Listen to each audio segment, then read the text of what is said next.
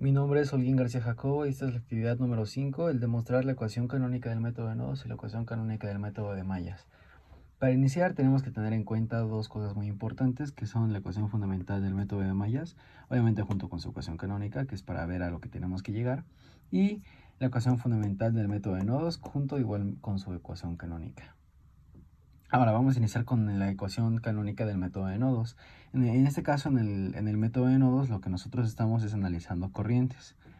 Por lo que tenemos que tener en cuenta que la corriente es igual a la conductancia por el voltaje.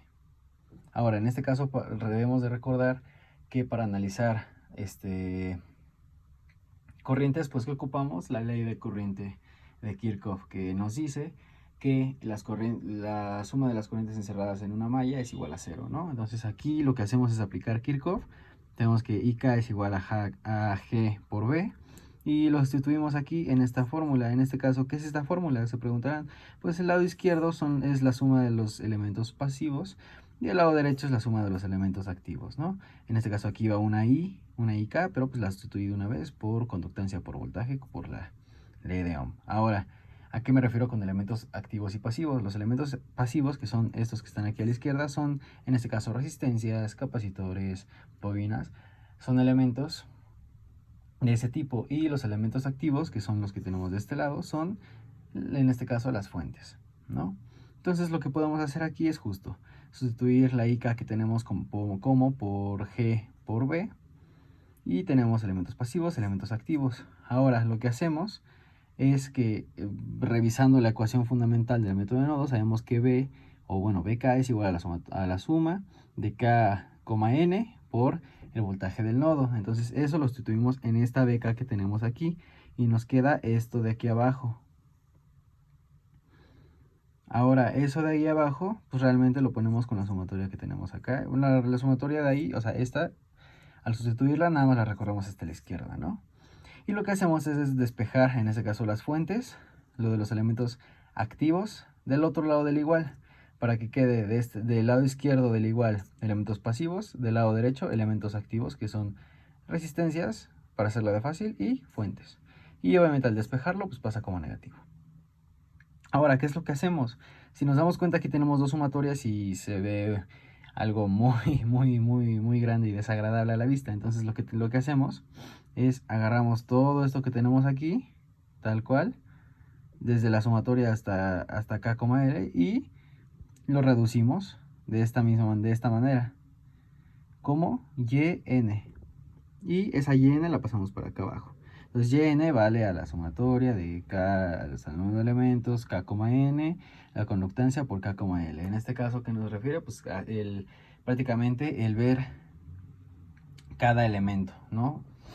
Y lo ponemos aquí. Entonces, en este caso, la ecuación canónica del método de nodos nos queda como la sumatoria de YN por el voltaje del nodo igual a lo de las fuentes activas. La sumatoria de K, N por la corriente de FK. En este caso, lo que hace la ecuación canónica del método de nodos es separar elementos pasivos de los elementos activos, que son resistencias de fuentes, y en este caso ir analizando en el primer nodo, o sea, prácticamente nodo 1 con nodo 1, y después nodo 1 con nodo 2, después nodo 1 con nodo 3, y después nodo 2 con nodo 1, y así sucesivamente hasta revisar el número en este caso hasta llegar al número de ecuaciones de nodos, como lo tenemos aquí marcado por la sumatoria. En eso consta la ecuación canónica del método de nodos. Y la ecuación canónica del método de mallas es algo muy parecido. Igualmente salimos de Kirchhoff, en este caso de la malla. Entonces usamos la ecuación de Kirchhoff de voltaje. Y es lo mismo, elementos pasivos, elementos activos. En este caso lo tenemos aquí, el voltaje es igual a la resistencia por la corriente, ¿no? Entonces esta corriente que tenemos acá, bueno, si somos previstos, RK y K, aquí está, ¿no? RK y K. Entonces eso lo podemos sustituir aquí. En este caso lo que vamos a sustituir es la IK. ¿Y cómo lo vamos a hacer? Bueno, pues de la ecuación fundamental del método de mallas, tomamos que IK es igual a la sumatoria de M igual a 1 hasta el número de ecuaciones de mallas. K, M, JK, que es la corriente de la malla. En este caso, pues lo sustituimos aquí, que es esto. La IK que tenemos arriba pasa a ser esto que tenemos aquí por la ecuación fundamental del método de nodos.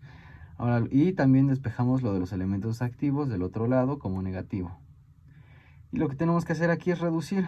La sumatoria la pasamos hasta la izquierda y tomamos todo esto de aquí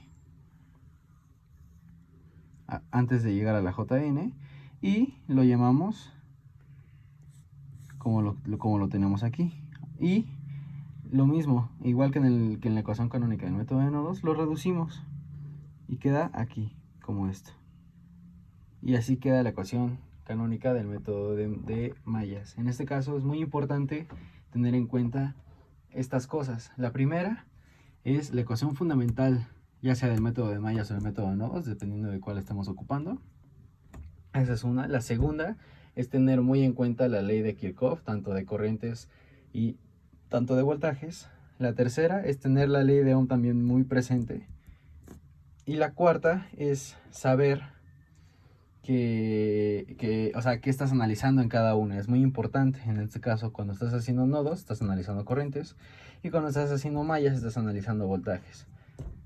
Y prácticamente, bueno, ¿para qué queremos esta forma? Pues la queremos para aplicarla como en los ejercicios que hemos hecho en clase. Del lado izquierdo quedan los elementos pasivos, en este caso las resistencias por el momento, y del lado derecho quedan los elementos activos, que son las fuentes. Y así ir analizando, en este caso en nodos, cada nodo con nodo, empatando para sacar los valores de las matrices. Y en este caso, pues aquí también se demuestra porque del lado derecho del igual, en este caso de las fuentes, siempre va a ser siempre va a haber un menos, ¿no? Y también se puede demostrar, bueno, ya lo hicimos en clase, pero también de aquí se demuestra que la diagonal principal es positiva y todo lo que esté fuera de la diagonal principal es negativa. Pero bueno, eso es todo.